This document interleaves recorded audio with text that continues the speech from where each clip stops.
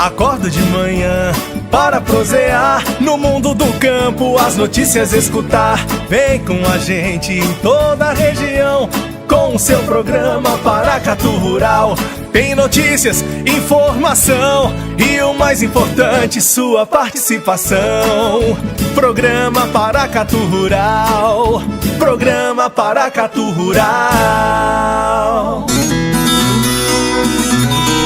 A raça de cavalo crioulo é uma das que mais cresce em todo o Brasil. 35 mil animais nascem todos os anos. Os melhores são preparados para as competições que servem de vitrine para os animais mostrarem suas habilidades e, depois de ganharem fama, são utilizados como matrizes para a procriação, gerando mais animais cada vez melhores e mais valorizados no mercado.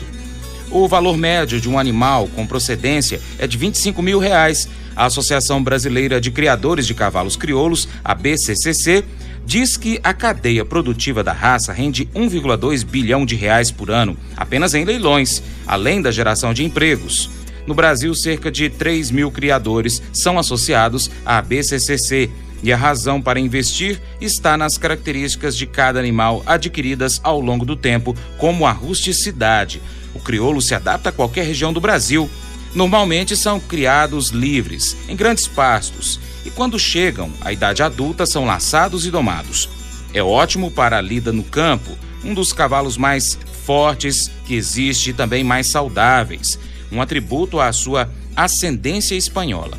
É capaz de viver em condições de extremo calor ou frio, com o mínimo de alimentação, tem incrível resistência, é famoso pela longevidade. Hoje são mais de 400 mil animais distribuídos em todo o território nacional. Para falar da raça crioula, eu visitei a fazenda Agropel da proprietária Rovena Petrol, zootecnista, criadora de cavalos dessa raça. A Caroline Petrol, que trabalha com a sua mãe Rovena, também é zootecnista e engenheira agrônoma. Ela explicou que alguns cavalos da fazenda são preparados para o trato com crianças, ou seja, são mais dóceis e experientes na lida do campo. Na verdade, o preparo de um animal de criança, acho que ele começa no planejamento de um cruzamento, né?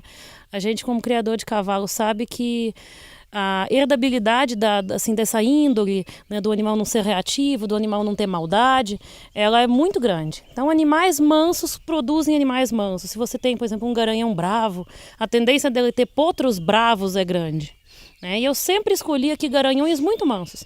Garanhões que eu posso cavalgar, que você pode cavalgar, né, que não vai ter perigo de derrubar ninguém. Então, esse planejamento do animal de criança já começa aí no cruzamento. Depois que o animal nasce, você vê alguns animais com mais predisposição de ser animais mansos ou não, né? Depois da doma a gente confirma, né, se esse animal vai ser manso ou não, né? E a gente ainda dá no mínimo 3 anos de serviço de campo, de cavalgada, de desfile nesse animal antes de entregar, por exemplo, para a sua filha quando vem aqui ou para o meu filho andar, né? Porque aquele animal já teve experimentações, já experimentou cavalgada, já viu bandeira, já viu sanfona tocando, carro de som, né? E ele não vai se assustar com mais nada. Então é essa preparação que tem desde do cruzamento, né, na doma e também depois de um tempo de doma, né? Porque muita gente fala assim, eu vou comprar um potro para o meu filho. Por mais que esse potro seja manso, né, ele precisa de um tempo de doma, um tempo de preparação para poder efetivamente virar um cavalo de criança. Eu estou falando de crianças inexperientes, a gente vê muita criança, né, no tambor, na baliza, mas a gente está falando de uma criança inexperiente que não tem como frear um cavalo disparando, por exemplo, né? Então eu estou falando aí de crianças até 6, 7 anos de idade, né? Aí depois a criança fica mais esperta e o cavalo pode ser um pouquinho mais ligeiro, né? Então o cavalo para criança até essa idade, ele realmente tem que ser muito manso. O pequeno João Paulo Araújo Rodrigues, de apenas 4 anos, neto de Dona Rovena e também filho da Carol, tem seguido os passos e a paixão da família pelo campo. No programa anterior, ele contou que não tem medo de andar a cavalo, ele monta todos os dias, mas sempre está acompanhado por adultos. Como é que chama essa égua? Rainha. Você já andou nela? Já cavalgou nela? Já. Um dia eu tava de garupa, aí a minha amiga Larissa ditou e ela assustou. Mas agora ela não derruba ninguém, você cavalga... Agora eu tô sozinho. E ninguém dita. Você gosta de cavalgar nela, né? Gosto.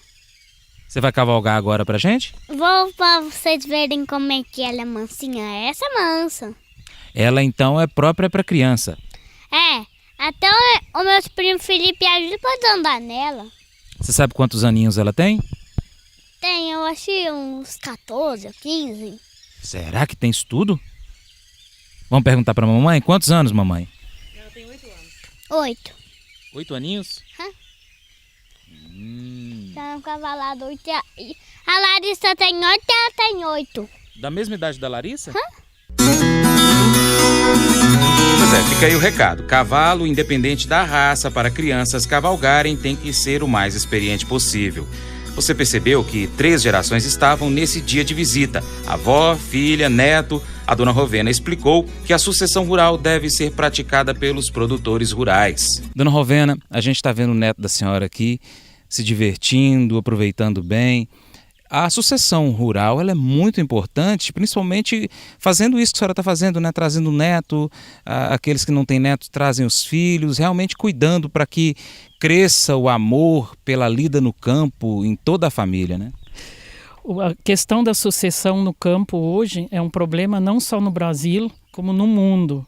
Muitos pais se preocupam só com a produção e com a criação e esquecem que se eles não ensinarem os filhos, se não ensinarem o amor à criação, com 15 ou 18 anos, os filhos dificilmente vão voltar para a zona rural. Então, quando nós começamos a criação de cavalos crioulos, o nosso sonho era justamente poder ter a família, os filhos em cavalgadas, e isso fez com que meus filhos hoje trabalhem junto na empresa. E a gente está fazendo isso também com o neto, que participa de todas as atividades, plantio, colheita. Ele participa e conhece todas essas atividades já com 4 anos. A senhora, como já falou, é zootecnista. As filhas da senhora, elas são formadas também ligadas ao campo? Eu tenho uma filha que é economista, que trabalha no Banco Central hoje, mas participa da administração da fazenda. E a minha outra filha é zootecnista e agrônoma, trabalha na empresa também. E o filho ainda está fazendo faculdade. Mas todos eles têm um elo muito forte com o campo porque foram criados aqui na fazenda.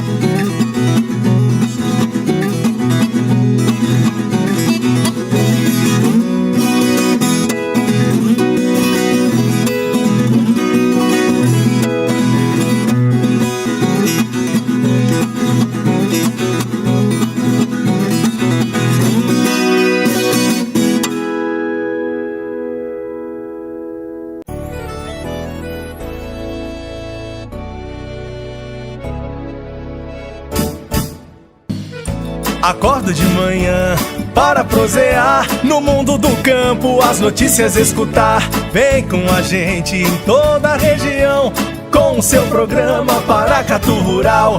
Tem notícias, informação e o mais importante, sua participação. Programa Paracatu Rural. Programa Paracatu Rural.